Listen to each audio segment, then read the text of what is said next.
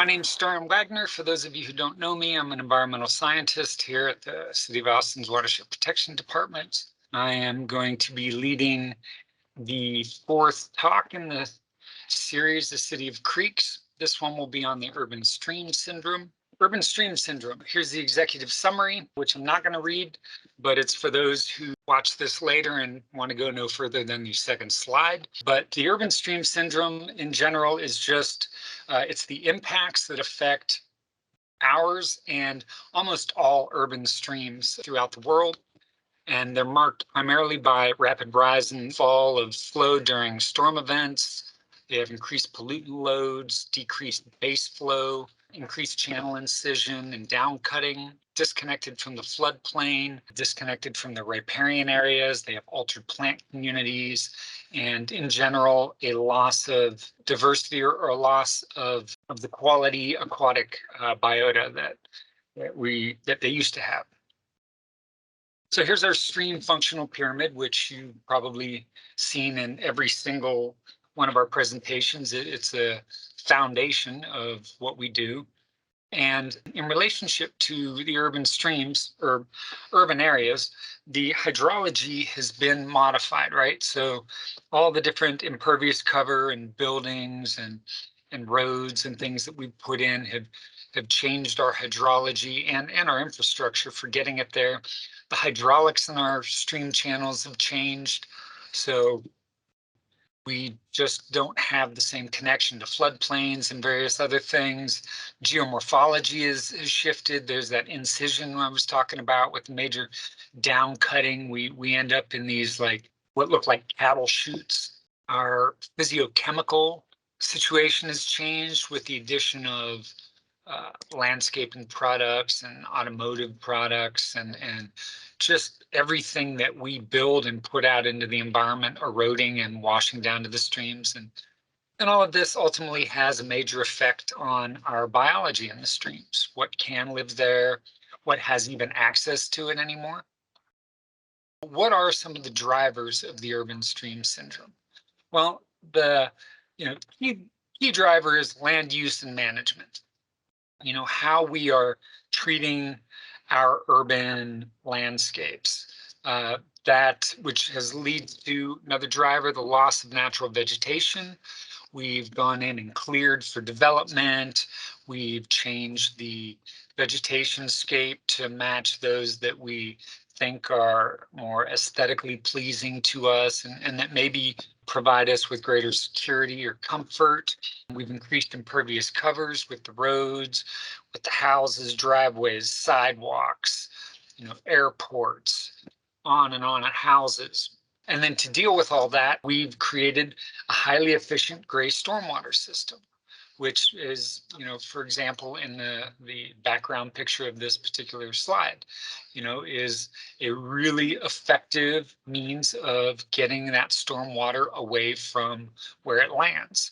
And then stream channel modification. So we've added roads which have constricted what the streams can, well, we've added bridges which constrict what the streams can do. We've hardened banks. We've put wastewater lines and other utilities down in the stream channels. And another key driver, as mentioned earlier, is increased pollutant loads. So everything that any truck brings into this city or that we manufacture in this city is eventually at some level quantity going to make it down to our streams. What do these drivers cause? What are our symptoms here, right? So as we check the health of our streams, we see similar symptoms worldwide. They vary some based on climate and geology and the type of urbanization, but in general, these are not unique to Austin. They are global. We see increased frequency and severity of flooding. So all that water that makes it to the streams quicker, obviously increases the flow in them. We see this incision and down cutting in our channels. We see a disconnection of the stream from the floodplain and the riparian zone, which is usually in the floodplain. We see less base flow in our stream channels. We see simplified functional units, our riffle runs and pool structures. We have lack of suitable habitat in our streams for the biota there. We have loss of sensitive critters, reduced ecological function, and increased bacteria and nutrient problems. What are the social ramifications of this? Is this actually sort of feeds back into the whole thing? When our streams are in poor conditions, they tend to be disregarded. We don't put as much value on them, and so we don't treat them as well. We're not invited down into them for recreational stuff, and so this sort of loss of streams creates a recreational void, which then helps to increase the disconnection between humans and nature. That's something we're trying not to do. We need people to think about nature as part of us, part of our society. This modification to the landscape has been going on for a long time. It's happened before subdivisions have come in, right? We've been clearing land to build houses, clearing land for agriculture, creating roads for transportation. Even before we were paving the roads, we were clearing the roads, hardening them, putting them down so that we had, more water running off them. In addition, we've been harnessing the power of the streams. So we've actually been going right into the stream channels and changing them for a long time.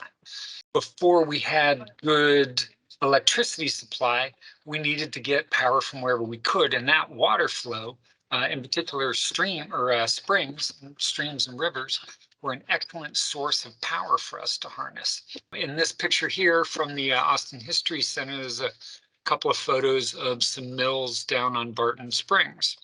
On Barton Creek and Barton Springs. The one on the left, I think, is what's now referred to as Sunken Gardens, and the Barton Springs mill on the right it was either another spring or it was actually right on the edge of Barton Creek, maybe where the pool is now. I'm not really sure. So our area here, it used to be heavily vegetated, right? Before, let's go back 300-400 years. We had really thick forests, even in the Blackland prairies.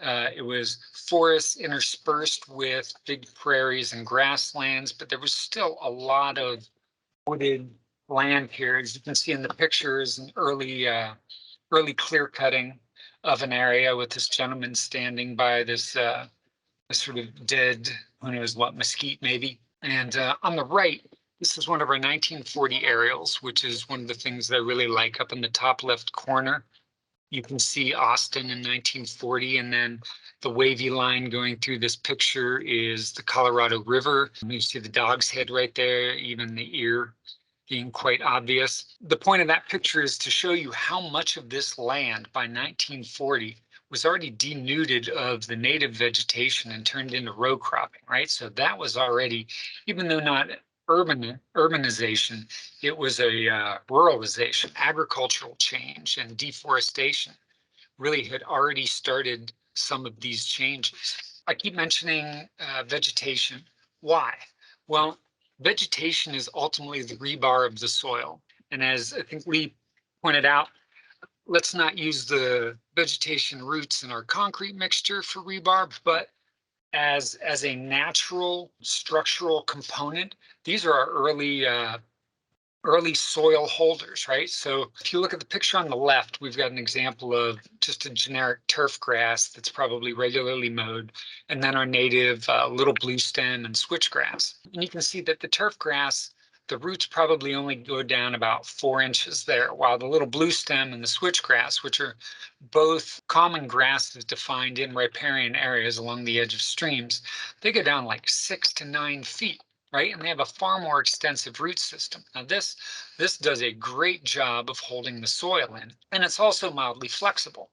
If you look on the right, here's the same type of plant, but treated differently on its maintenance. So from the left to the right, it goes from a 1/4 inch regularly mowed up to fully not mowed.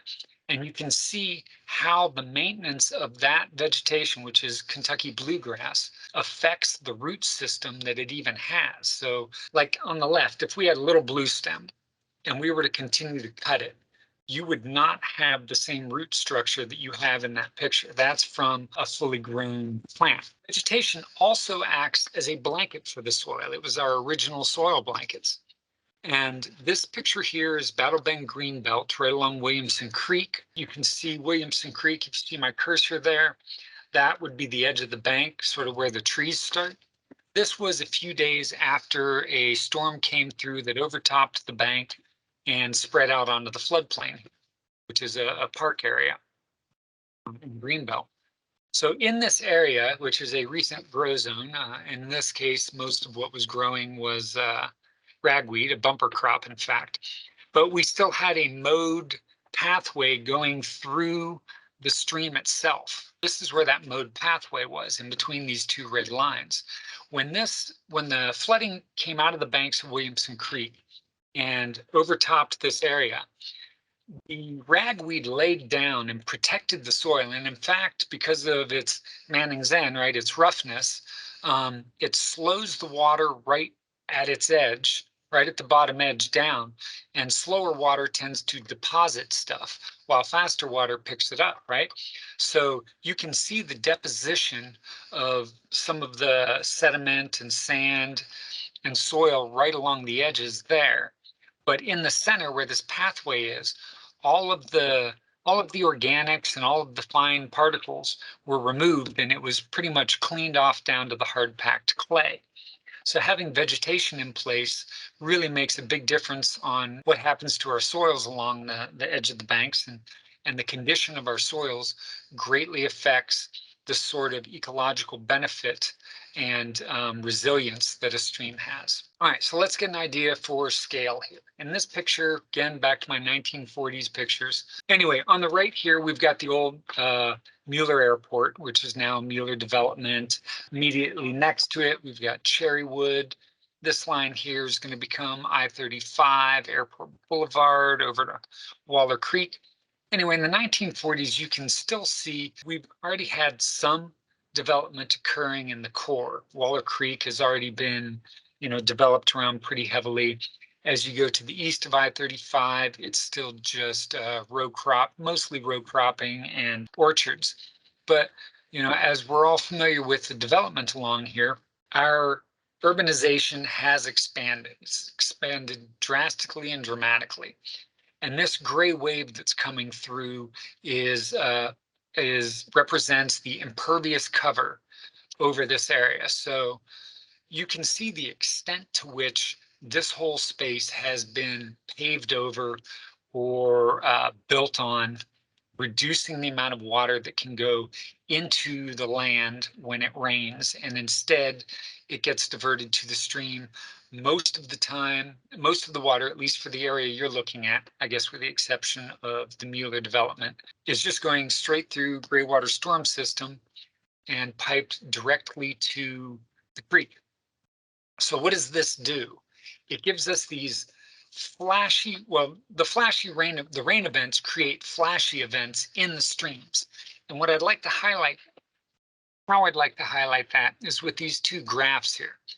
To the left is Bear Creek at Spiller Ranch. Bear Creek is a watershed out west. It's has very little development in it, still some agriculture, some ranching. Homes are coming in, but regardless, it's relatively undeveloped. And we'll compare it to Waller Creek at Koenig Lane here, which is 2222, pretty far up in Waller Creek, which is, as we just saw, a very developed watershed and has been for a long time. These two graphs both represent the same time frame, December 17th to December 20th of 2021. The y-axis on these two is different, because if I made the y-axis the same, we either wouldn't be able to see what happened on Waller, or what does happen on Bear would be so small it would hardly be recognizable. In addition, I'd like to point out that this Bear Creek site has a drainage area flowing to it of 20 acres, decent sized drainage area.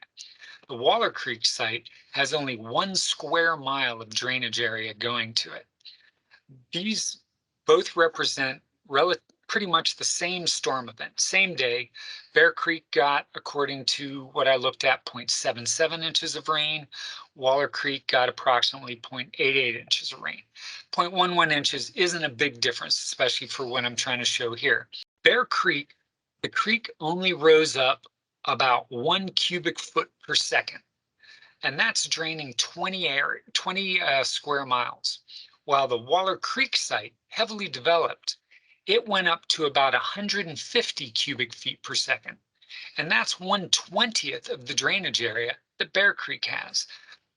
Would like to acknowledge that Barrett Spiller does pass a bit through, Bear Creek does pass a bit through recharge before it gets to this site. I looked at a site above recharge and the data was blotchy, which is why I didn't use it, but it had the exact same pattern. That's the impact of a single rain event, and not even a massive one. I mean, 0.77, 0.88 inches, it's not a small rain event either, but it's not the big ones that we get. It's not truly the cats and dogs that floated by, right?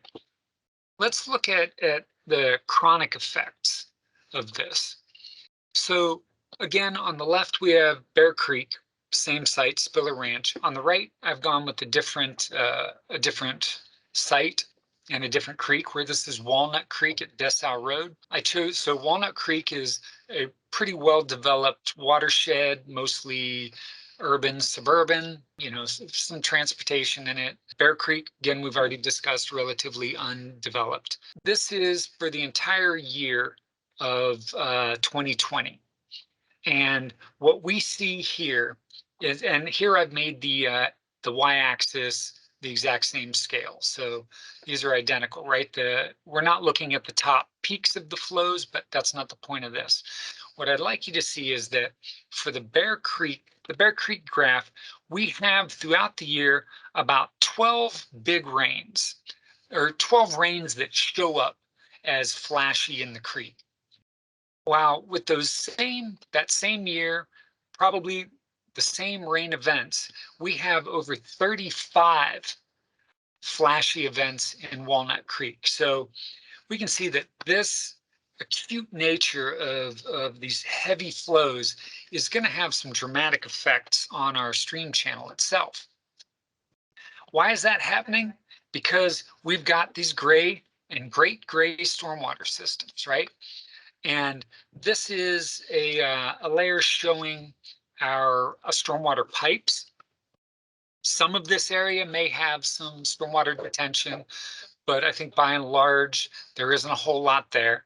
And what these pipes don't show is their drainage area. So if you imagine, this entire area in between all these blue and purple lines is draining to these pipes, which are pretty much going untethered, delivered with great efficiency to our streams. And there's not much happening in between. It's just a direct route, right? So in other words, what used to take a raindrop in a natural system, after the raindrop falls from the sky, hits a leaf, goes down the roof into the soil, a week, months, years to make it to the stream channel, that raindrop and all the others falling with it get to that stream channel in 20 minutes. So not only is that a massive flashiness into our streams, but we've also lost access to that water. It's gone. We don't have it anymore. It used to be stored in our soils and available. It's no longer even a resource for us. Has this had an impact on the streams? Oh, you betcha. So I'd like to thank Morgan Byers and Lindsay Olin for helping me find this old sketch of Boggy Creek from a surveyor who was helping to put in the wastewater line, which you can see that's what's going on under here. And when this was put in 1974, this wastewater line was roughly at 585 feet above sea level. The bottom of Boggy Creek was at about 586. They didn't put pipes crossing the open channel, they buried them. Well, by the time 2002 arrived, you can see this is that exact same stormwater pipe, which is now probably still at about 585 feet above sea level, but the bottom of the stream channel is now at 583 feet. So it has dropped approximately 3 feet. And why did it quit at 583? It hit bedrock. So many people think our streams are bedrock bottomed. Most of them weren't. They had a lot of different substrate in the bottom of them. It's just bedrock was like running into concrete with this incision process, and so it stopped there. This is a diagram that shows sort of the cycle of incision of channel stream change, right? And where they started off at was phase 4. Phase 4 is sort of representative of what our natural stream channel looks like, right? Then we add all of all the impacts from urbanization, and we get what we're going into here as phase 1, which is that initial down cutting. Now, where we're at with most of our streams, and that only takes like less than 10 years to happen, right? That happens really fast. Then phase 2 we get to, which is where we've got the stream is down cut and it's found sort of more or less a grade that it wants to remain. Now it starts to widen and develop some floodplain benches on it. They're still not, well developed. They don't have a lot of good vegetation on it, but it's starting to get back to the shape that it needs to be to handle its new runoff regime. And that takes decades for that to happen. Then we get to the phase 3, a grading part, where it continues to widen a bit, but it really starts to build up its floodplain benches and they start to become vegetated. And that takes hundreds of years to happen, hundreds of years. And then phase 4, up here at the top, back to where we originally were, we have a very natural stream system.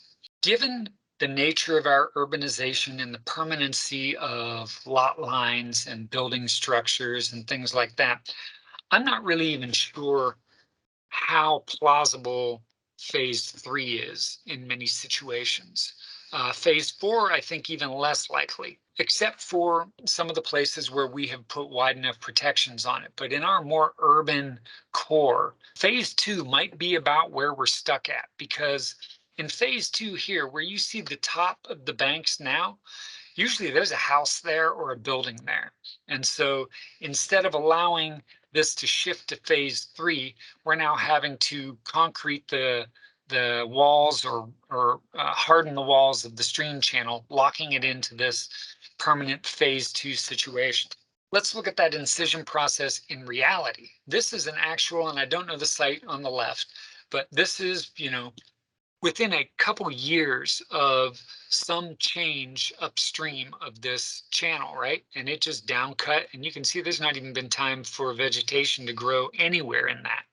And then on the right, we've got Boggy Creek at Nile, which is decades old. It's already gone through its initial incision, and now it's in its widening phase.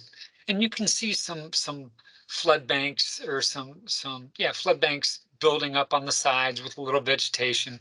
This is still while they were mowing straight across the stream, which we have since been able to change and add some vegetation into this section.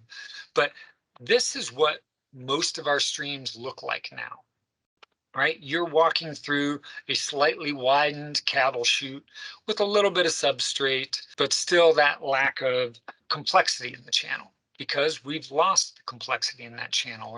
Our riffle run pool structure has been blasted out. Large woody debris, which really helps create habitat and dynamics within a stream system.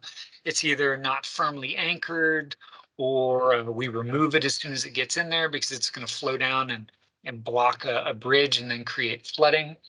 Our hyperrheic zone, which is, if you remember from a previous presentation, is basically from the bottom of the stream channel down when you have substrate that is not locked in together, right? So when you no longer see flow above that in the stream, there's still oftentimes water flow down below it in the hyperrheic zone, which is where a lot of our aquatic life survives during these low rain periods, right? Low flow periods in the stream. We get sedimentation of the substrate, so the cobble and everything that is still in the streams is sedimented in with silts and fines, so that our macroinvertebrates can't get into it and live under it. And we've just basically got homogenized habitat. So we also have our added pollutants. And what I'd like to point out is that when you walk into a hardware store and go into the landscaped area, or you go into an auto parts store and see all the different consumables or some herbicides in either of those stores or the grocery store, almost all of those things are being brought out of that store and put into the environment, right? So everything you put on your yard and your gardens, some amount of it is going to get into the waterways. Some breaks down naturally, has uptake by plants, but there will always be some that makes it off and into the waterways. And you know, just month after month, these stores get stocked and stocked and stocked. And the things you put in your car, the leaks in the oil and gasoline that's spilled, and brake fluid and windshield wiper fluid, and all the many things that you wash and treat your car with, those come off and enter the system as well. And I did have a discussion with Thane Maher and Ryan Hebrink, and we talked about the fact that asphalt is actually a bit of a sink for some of those things. It absorbs into the asphalt, but there's still an amount that runs off, and that goes through an untreated delivery system back to that gray stormwater system, right? Which then gets piped directly to the stream channel. And many of our roads don't have water quality controls. So what are we doing about all this? Well, we have some brilliant minds, great engineers here that have been designing detention ponds, green stormwater infrastructure that helps hold and infiltrate the water down into the soil. We've got our Muni codes and regulations that help everybody developing and building do a better job of it. And on top of that, we've got great staff that keeps an eye on all of our ponds to make sure that they're working properly. And, our field ops department, which is continuously going and trying to fix things and make them work better. And so another part of the restoration is restoring our streams is this vegetation I keep talking about, right? We need to get vegetation growing in and along our stream channels because they do so much for the health of the stream. And this image here, boggy at Cherrywood, also known as Willowbrook Reach, we have a grow zone on there now, but the vegetation you see growing there right now, none of that was planted there. This used to be mowed for decades from street to street, straight through the channel. Looked much like that Boggy Creek picture where it was mowed down even in. And I guess about 20 years ago, the neighborhood just got the city to quit mowing in the channel itself. And this is what they got. It flourished. I mean, it really was amazing. And we have since expanded out into the riparian zone. Enough of the pretty pictures. Let's just tune into some thought here, right? What are things to consider with all this? Once the water is in the stream channel, there's not much we can do about it. So we need to put our efforts ahead of that. And do we modify the stream to meet this new hydrology? Or do we modify the hydrology to meet the stream channel? Modifying the stream channel is going to be expensive. Like I said, there's properties along there. Modifying the hydrology, it is more within our reach. It's a big goal, but it's more within our reach. But I think there's definitely some of both that needs to happen. Do we shift the whole paradigm by adding more regulation? So we stack regulation on top of regulation, or are we just going to face more backlash from the public? And really, what are our actual goals? I mean, what are we trying to do here? Goals. Thanks for asking. Fishable, swimmable, wadeable, lovable, more base flow. I mean, what else? There's plenty of other goals we can have. Are these ones that I mentioned possible? Can we actually even achieve these? If not, what should we be doing? Are they worth going for, even if they aren't achievable? I tend to think yes. What are our means to achieve these? Community education and involvement. I believe that is our biggest and strongest impact on this. There's 500 to 600 of us at Watershed Protection Department. There's over 1 million people out there. They could accomplish a lot more than we can. Also, properly functioning stormwater control measures. Again, thanks to our inspections and field ops crews for keeping an eye on these things and making sure they're working right. More and improved stormwater control measures. So, we need to keep working on what we're presently doing, making sure what we're doing is the best thing we can do, and improving them along the way. There's always improvements we can make. Green stormwater infrastructure, it's also a stormwater control measure, but here's one that adds a lot of adds more ecological benefit to stormwater control. And then changes in social, behavioral, and economic norms. We can't exactly make everybody change, but we ourselves can alter those and let the feeling spread. So what will our legacy be? Are we only doing this for people who are paying the death fund right now? Are we doing this for Austinites in 50 years, 100 years? Have you ever thought about the fact that we're actually doing this for Austinites 1,000 years from now? What are we going to be leaving them with? Development? People who made money on that will have come and gone. These stream channels will only be here in the condition we leave them in. And this is Charlie Cao's wife, Monica, and two of their grandchildren. Now let's get to, after my long-winded talk, some questions, comments, discussion. Thank you so much, Staryn. That was amazing. I really appreciate that. We've had a lot of activity in the chat, and one of the early questions was from Tom Ennis. If you could talk a little bit about what is the temperature impacts of the urbanization in our streams. If you do you mind? Yeah, no, not at all. And in fact, that's a topic near and dear to me, and I meant to mention it and just let it slip. So what I'd like you to realize is that all the creatures that live in our streams have a window of tolerance that they can handle with pollutants, oxygen, water temperature. And what I'd like you to think about is, let's pick the worst case scenario, right? Because it happens regularly. A summer rain. Asphalt gets to be around 155 degrees in the summertime. When we get this rain, that asphalt, all those rooftops, the concrete, the sidewalks, all of that stuff is blazing hot. That water flows over that, heats up dramatically, and enters our streams in volumes far greater than the base flow in those streams to begin with. So it would be like, it'd be like pouring a pot of hot water into a cold teacup. It just totally changes the environment and limits, it stresses out the biota that live there, and probably just flat out wipes out a lot of it. And the other thing I didn't mention for the aquatic biology is that we now have dams. And so while a lot of the fish and mussels and various other things that migrate through water used to be able to travel from Matagorda Bay, up the river, into our streams, all the way up into the headwaters and back down, no longer can. I mean, all that stops at the Longhorn Dam, right? And there's even check dams along the way. And even within our system, we have low water crossings and stuff that prevent fish and other organisms from moving along these channels. And one of the things that we have mentioned in the past is that our streams function as, and this is slightly different, and not just the effects of urbanization in streams, but how streams can function as cooling networks to partially mitigate urban heat islands. So functioning streams in our cities are very important to mitigate one of those terrible things that are affecting our cities and people across the board. More people die during heat waves than during flooding events or other catastrophic events. That was a data point that was interesting. It's related to temperature in a different way. Yeah, these especially nicely vegetated riparian areas along the streams, they are just a cooling system that runs throughout our community.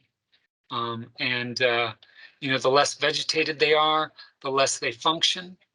And the more base flow that they have in them, the greater they function oftentimes.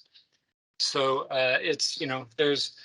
we've done amazing work, and we also have quite a ways to go. When we were doing the natural systems for the climate equity plan, analyzing that, one of the things I looked at is soil organic carbon, if we maximize that as a community. And it doesn't do a whole lot for us as meeting our climate goals.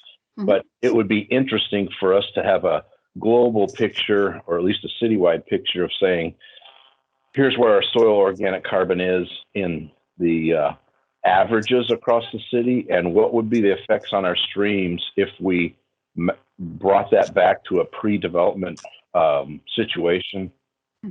And I understand that it's a little difficult, or a little bit of a challenge if you're gonna mow your lawn or whatever. It's difficult, but it's achievable, and it would be interesting if we could analyze that and say, well, our ultimate benefit, because you could calculate X millions and billions of gallons would not run off if we just increased our soil organic carbon, and then it would do, to your point, our citizens would be the people helping with reducing runoff on their property just by managing their soil strategically, and we need to lead them and demonstrate, well, how would that work? How would I do that? What's the possible benefit?